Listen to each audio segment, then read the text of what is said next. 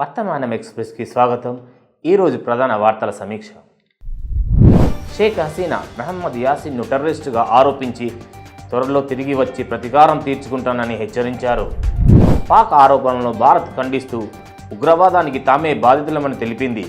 ఐక్యరాజ్య సమితిలో భారత ప్రతినిధి హరీస్ పాక్ ఉగ్రవాదాన్ని ప్రోత్సహిస్తూ దానిపై పోరాడుతున్నట్లు చెప్పడం హాస్యాస్పదమన్నారు.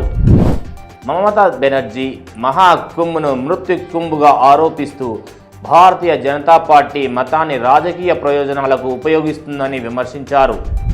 జైషా పేరుతో ఎమ్మెల్యేల నుంచి డబ్బు వసూలు యత్నించిన 19 సంవత్సరాల ప్రియాంక్ పంత్ను పోలీసులు ఢిల్లీలో అరెస్టు చేశారు.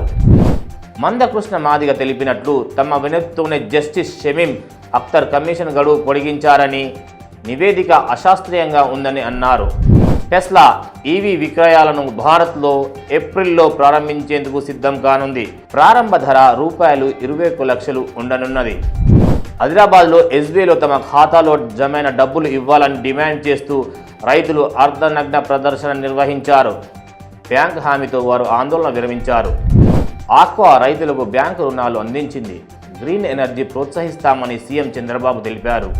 కేంద్రం 5 రాష్ట్రాలకు ₹1554.99 కోట్ల విపత్తు సాయం మంజూరు చేసింది. ఆంధ్రప్రదేశ్, తెలంగాణ సహా ఇతర రాష్ట్రాల్లో జరిగిన వరదలు, ప్రకృతి విపత్తులకు ఈ నిధులు విడుదలయ్యాయి. పీఎం కిసాన్ 19వ విడత కింద ఫిబ్రవరి 24న రైతులకు ₹2,000 జమ కానుంది. డబ్బు పొందేందుకు వెంటనే ఈ కేవైసీ పూర్తి చేయాలి. ఈ వార్తలు ఇంతటితో సమాప్తం. మరిన్ని హాట్ టాపిక్స్ కోసం వర్తమానం ఛానల్ని లైక్, షేర్, సబ్స్క్రైబ్ చేయండి. ధన్యవాదాలు.